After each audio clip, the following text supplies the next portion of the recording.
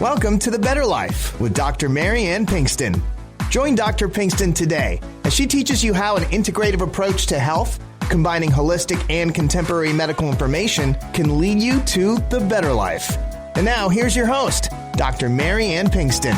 Good morning, everybody. I am Dr. Marianne Pinkston, and this is The Better Life with Dr. Pinkston. And today I am happy to bring you a couple of guests. We're going to have two on today. The founder now of Nurses in Charge, Dr. Nyempu Hall, and Michelle DeStefano, who is an executive coach. And Dr. Nyempu Hall is a faculty at Rasmussen University, faculty in nursing of Rasmussen University, and also the founder now of Nurses in Charge. And so I'm really excited. I know you guys have some great things coming up, but this is an organization created for nurses. So all of you nurses out there who are listening, and anyone else, this is, health professionals in general. I know local to San Antonio, but this is a global issue now. And so please describe what you do, how you founded this, who you are, everything. Give me the complete package. Well, hello, everyone. Thank you, Dr. Pinkston, for I'm getting English. Thank you for having us today. Sure. I am the founder of Nurses in Charge. My name is Dr. Nyempu Karmue-Hall. I'm a nurse practitioner, and on the other end, I'm a professor at Rasmussen University here in Florida. So Nurses in Charge is a nationally accredited 501c3 faith-based nonprofit organization that was started in Florida, USA. And we have now branched off globally. We do have 22 nations that we represent. And our mission is to connect nurses, celebrate their wins, and empower them through professional development. And this is the aim we're on today. Michelle DeStefano is my board member, and as well as the director of our Center for Professional Development. So It's our pleasure to be here today. Thank you for the opportunity. Absolutely. And Michelle, I know you have a huge part in this and described very eloquently kind of what your experience has been and how this has come to be. Great. Well, I met Dr. Nyempu about 3 years ago, 3 or 4, I think we said 4 now. And we connected on, of course, LinkedIn, our professional social media platform, and a lot with our thought leadership and the articles we were writing. And we found out that we had such a passion for promoting nursing well-being, but also promoting excellence in the entire healthcare arena. And with that, what my specialty is that I have gone from bedside to boardroom and beyond. And I was a chief nursing officer and now have really gotten into my executive coaching practice. It's been up and running for about 4 years. And Michelle DeStefano Executive Coaching is founded because of trying to give nurse leaders, emerging nurse leaders, a voice, a courage to lead with conviction in their high-stake environments. And so I work on their self as well as working on how they can affect organizational change, as well as organizational outcomes and team congruence, alliance, and perfecting those teams to really take care of the patients and the communities we serve. Nice. So I was thrilled to be invited by Dr. Nyempu to be the director for the Center of Professional Development. And we are jumpstarting this whole initiative this year with a whole lineup of activities for our nurse leaders.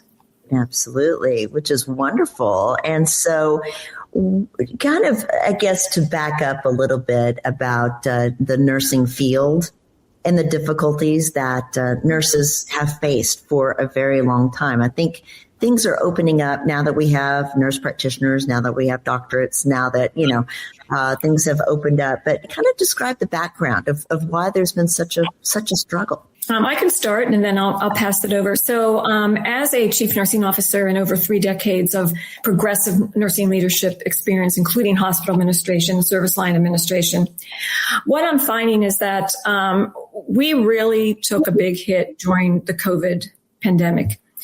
And with that, it really wasn't that there were new issues. It was the fact that the issues just got exacerbated because of our inability to care for such a growing, vast need of our patients and hospital systems that were already stretched. Yeah. And with that came increased travelers coming into the organizations, and they were making at that time about 3 to 4 times the amount of a nurse that was staying committed to the organization. However, this created a little bit of maybe animosity about the salary structures.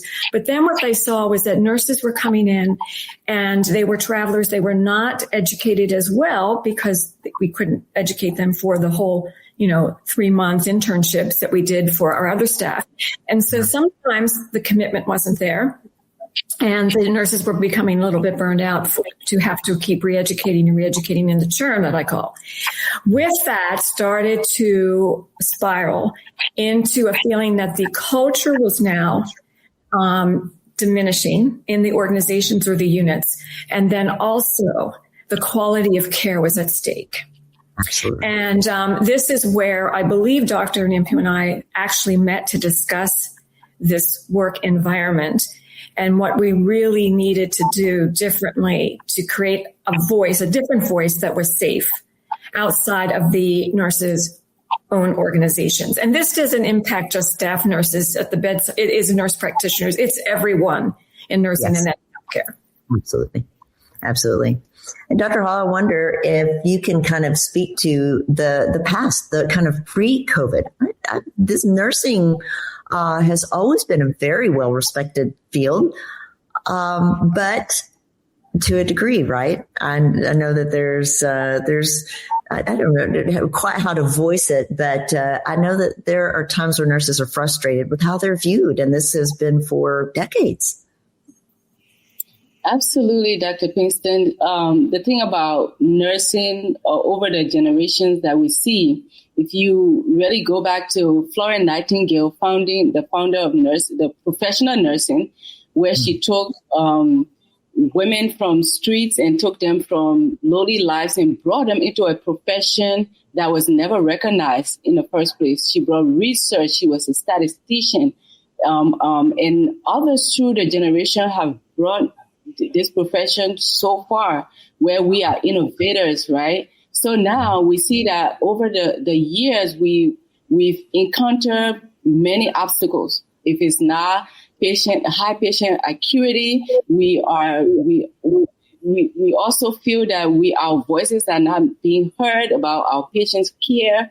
We want so much for our patients. We want so much to contribute towards the medical profession in general, but we're never on the decision-making tables, and we have practices that are coming along that we've never had any words to say about that. If anything, nurses are the least in those boardrooms when decisions are being made, but we are on the forefront of the entire care provision.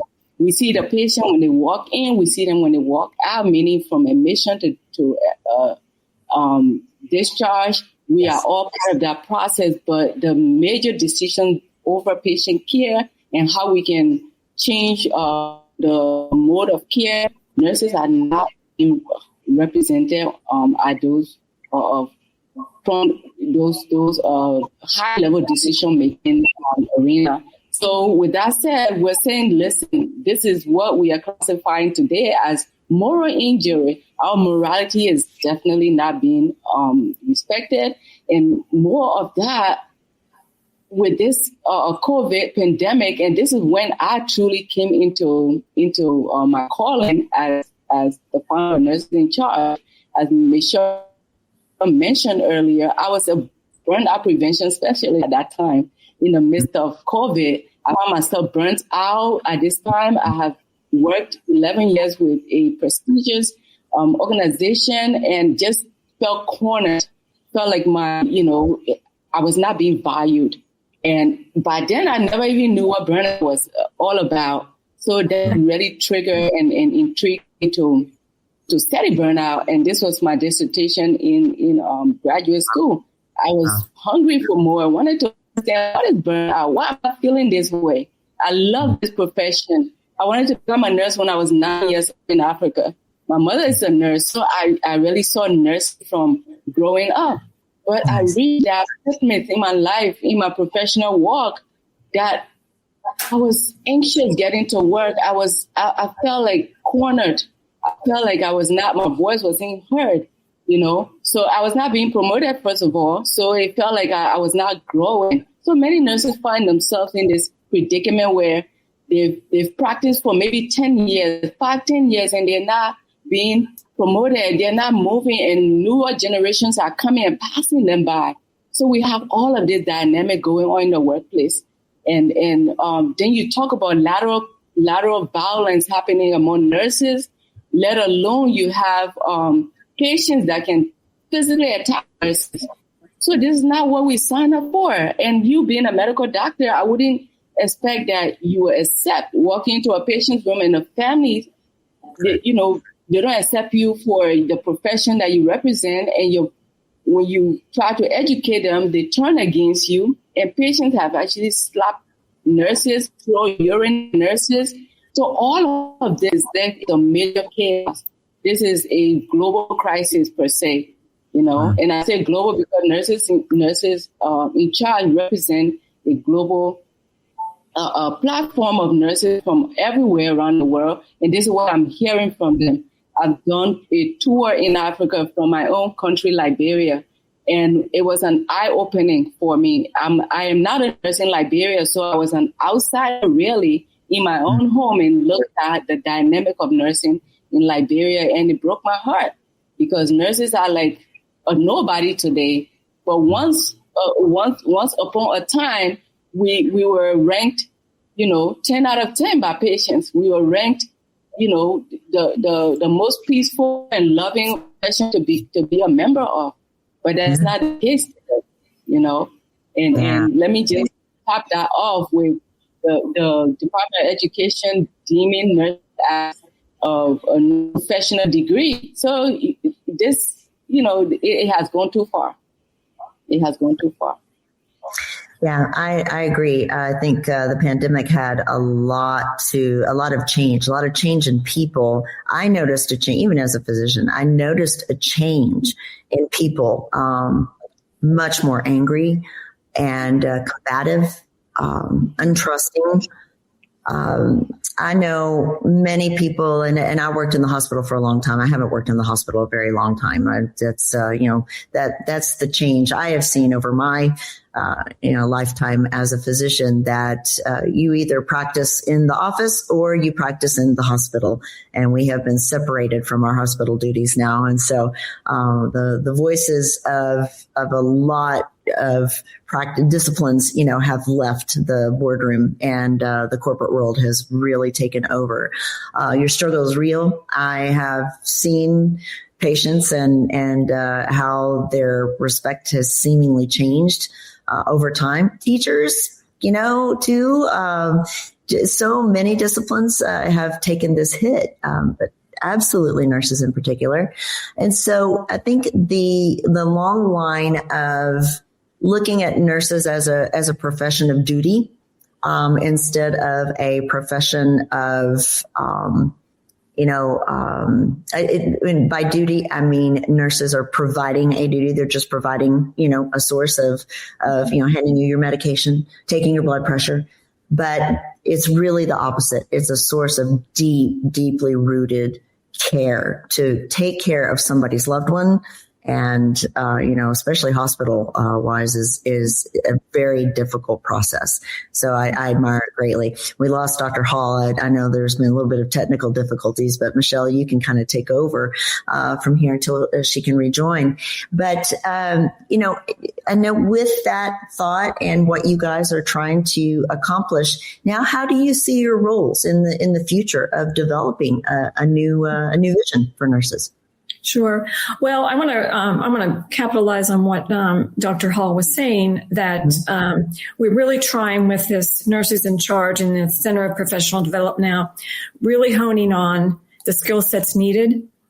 And I call it the future-proofing your career, so that you're always going to be seen and you're going to be difficult to replace as a leader. And we're starting with the leaders this year in this new development process. And so with that being said, we are looking at, as you said, I was in the boardroom, and I really tried to lead with having my staff engaged in every decision making that affected patient care. I was a nurse at the bedside, ICU, cardiac nurse, oncology nurse, you name it. But after I got promoted, you did not want me to give someone their chemotherapy anymore. However, I learned how to support my team and my nurses because they were the ones that were driving care at the bedside. Our first segment that we are going to be doing at the end of February is involving change management. And one things that I will always share with nurse leaders that I'm coaching even on an individual level is that if you do not master the skill set of leading change with the right outcomes, that can and will be your demise in your profession as a leader. And we are doing an innovative type of workshop where every segment is going to be curated with evidence-based practice from the literature about leading change in healthcare. And then also with self-reflection questions of how we lead with staff governance and engagement, where the staff at the bedside, and I mean all staff, if it's a pharmacy tech, if it's a physical therapist, all staff at the bedside are engaged in the change process, and we're educating them in an 8-hour session. But we don't stop there. We will be having roundtables after that, but with reflection guides and their own evaluation of how they see themselves before this curriculum sets foot with them. And I have a change management and capacity assessment. And then after that, they will be reviewing their work as well. This will be powerful in the fact that we go through case presentations, not only on bringing physicians on board with us and the entire team on governance, but then also leading and getting to sustaining organizational change and not just putting Band-Aids on the things that we need to improve for not only our systems, but for our patients so that they will have the greatest outcomes in their organizations and on their units that you can imagine. Very grassroots effort. Yes. Very grassroots effort, which is great. Yeah. Started, a lot of people try to start at the top and trickle down. But welcome back, Dr. Hall. Bless your heart. I hope everything is good. Technically, rough morning for everybody, believe me. Real grassroots effort, which I know people tend to start from the top down, but going from the bottom up, I think is unique and beautiful. And you mentioned the event now, so let's talk about your event. When you said the end of February, describe your timing and who can be involved.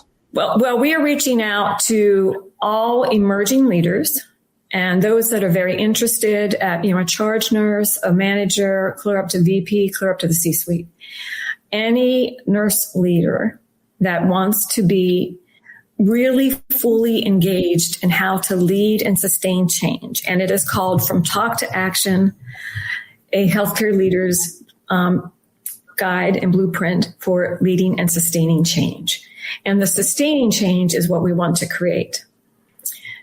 So that's where we're starting with this first intensive. Nice. And it's the 27th and 28th? Yes. Okay. Very good. Where can people then find and sign up? We are going to be, I believe this week, we are having information sent out through LinkedIn and also through our own organizations and letting everyone know that it'll be on Zoom. And they can register. And then we will be sending out the course materials to everyone that has signed up. And we also will, each of the sessions is going to have a study guide and workbook for them to really grasp the concepts and start working with this in their own organizations and with their own teams. And this is anywhere? National? Global? Yes, it's national.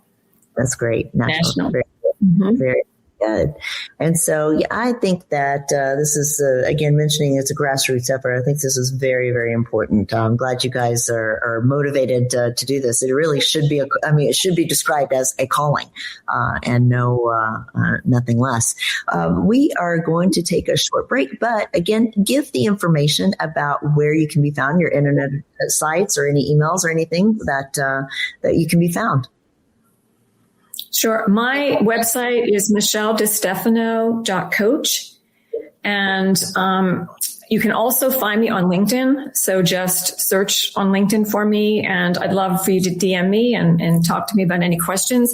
And then also my email is michelle@michelledestefano.coach. Nursesincharge.org is our website. Our email is info@nursesincharge.org. We are going to take a short break. I'm well represented and given support through Magna Pharmaceuticals. We'll take a short break and be right back. Depression, anxiety, low energy, weakness, these are just some symptoms of low B12 levels. And the absorbable B12 folate supplement that's helping people declare victory over depression symptoms is De Novo Plus B12 by Magna Pharmaceuticals. Patients with symptoms of depression often exhibit low levels of folate and vitamin B12. The human body needs sufficient folate intake to produce the essential neurotransmitters serotonin, dopamine, and norepinephrine. These neurotransmitters alleviate feelings of sadness, anxiety, and gloom. What makes De Novo Plus B12 so successful? De Novo Plus B12 contains readily absorbable folate and B12. That means it's more successful at correcting the root cause of your deficiency, not just the symptoms. Whether you are suffering with low energy, depression, fatigue, or anxiety, you owe it to yourself to learn more at magnaweb.com. That's magnaweb.com. Please let us know at checkout that you heard about De Novo Plus B12 on The Better Life with Dr. Pinkston. Welcome back, everybody. I'm Dr. Marianne Pinkston. I'm here with Dr. Nyempu Karmue-Hall and with Michelle DeStefano. And we are talking about Nurses in Charge at nursesincharge.org. And love this grassroots movement to change leadership in the nursing field. And so I have a question and a thought. I know that there are many nurses out there, men and women, who feel that they are a leader, but really haven't stepped into the leading role. And I know you mentioned, anywhere from charge nurse or so on up, but are there people out there that can follow in those steps to begin to raise awareness and join this movement? Absolutely, Dr. Pinkston. This is our ambassador program, and this is globally based, where every region has a regional director, and from that regional director, we do have the ambassadors in hospitals and schools of nursing education. And this way, that ambassador gets to educate nurses, midwives within that region about nurses in charge and truly start bringing potential leaders. Those who have never thought that they could, they have leadership traits, but yet others see it in them. So we're grooming them in our mentorship program as well. We do have mentorship initiative in Nurses in Charge. We also have research, because there's a whole lot we do either at the bedside or within our clinical arena that no one has ever heard of, that are solving problems in other countries and is not being promoted. So we truly want to spearhead that and bring recognition to what nurses do. Many innovative ideas that we've actually we've brought on over the years that have saved lives. We want to talk about those. Right. Yeah. And I want to piggyback off of this. One of the things that Dr. Hall and I actually do, and we've been mentoring in particular a student nurse from Africa. I met her first on LinkedIn, and then I got her acquainted with Dr. Hall. I had quarterly sessions with her. We still are back and forth with one another. And the one thing that I want to say about leadership, to your question, is this, that leaders are everywhere, and it's not just that title, like we all know. This is one of our Rising Star students who just in our kickoff session from Africa actually presented to the entire kickoff of Nurses in Charge. Wow. And I am so proud of her. She's raising awareness. And this is what it's all about. And this is who we really want to grow with us and figure out more what Nurses in Charge is all about. Also with that, we have we just discussed our segment this time with the leadership. But Dr. Hall and her team has been working with the research, evidence-based practice. There was just a great education session on how to use AI and what the consequences of AI is for the entire healthcare field. So the topics and the depth and breadth of the expertise that is in Nurses in Charge right now is just phenomenal. And I can't say anything more about Dr. Hall and her team's vision. And I thank her so much for finding me and bringing me in to this powerful movement. Very, very expansive and progressive. And this is great. Sounds like it's moving forward now, picking up pace. And I'm glad for it. That's wonderful. And so you mentioned some of the different aspects now of the organization. So I know you have the event and kind of leadership training there. And so you mentioned mentorship and other areas too. And so expand just a little bit. Very interested in everything you have to offer.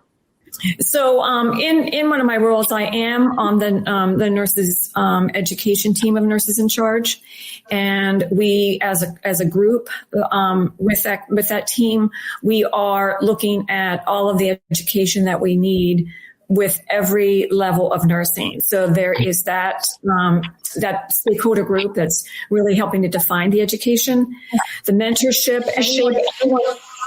Anyone can reach out to us for mentorship.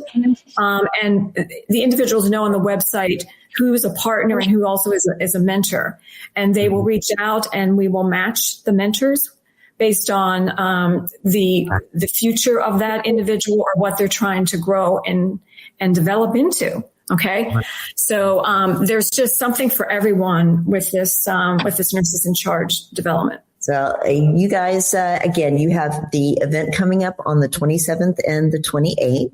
And so I assume they can just go to nursesinCharge.org, right? And sign up. And so we're going to have that represented on my website at drpbetterlife.com and try to get, we're just recording and get you guys on as soon as possible. This sounds very, very comprehensive and wonderful. So any last thoughts, ladies, that you can think of to add this morning that we haven't covered? Absolutely. Let me answer to that. Thank you, Dr. Pinkston.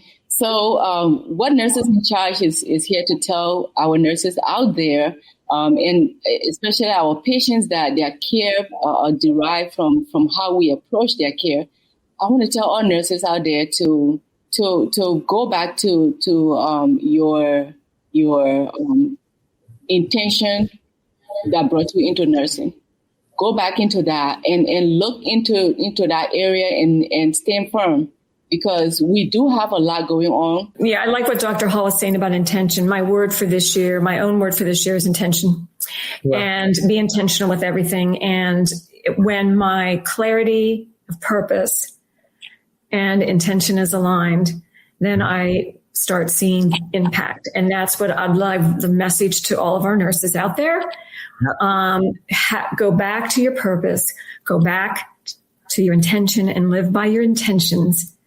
And you will see the impact, but you don't need to do this alone. Your organizations, as well as all of us at Nurses in Charge, are here for you, for the journey.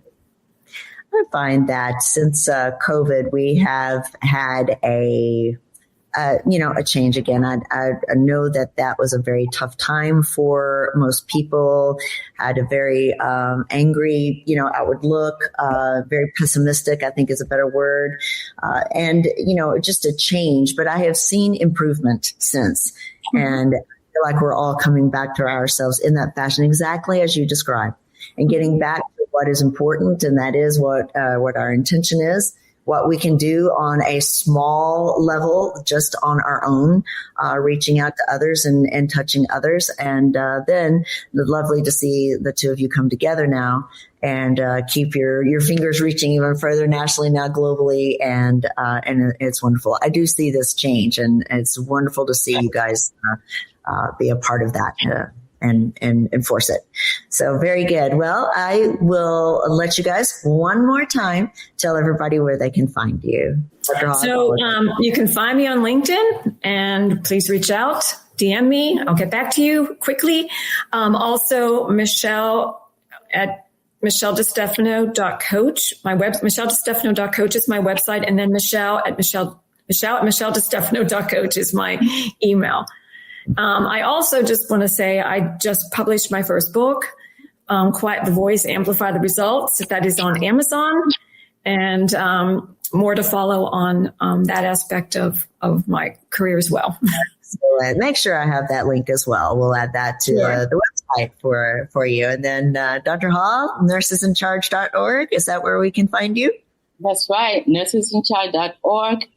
And the email is info@nursesincharge.org. Okay. And that's NYEMPU, correct? Correct. Okay, making sure. And again, that will be on the website. So you can go to drpbetterlife.com, find out more information. The links are there. You can also find my other shows and touch base with a lot of different topics in medicine. But ladies, I am so happy that you came on this morning and discussed all of this and get the word out. I hope that people are moved and will reach out, and all the nursing and wonderful things that nurses do. We appreciate you. It's been fantastic to have you on this morning. And everybody, please take care of each other out there. Have a fantastic week. You've been enjoying The Better Life with Dr. Marianne Pinkston. For more information, go to drpthebetterlife.com. That's drpthebetterlife.com. And listen next week for The Better Life with Dr. Pinkston.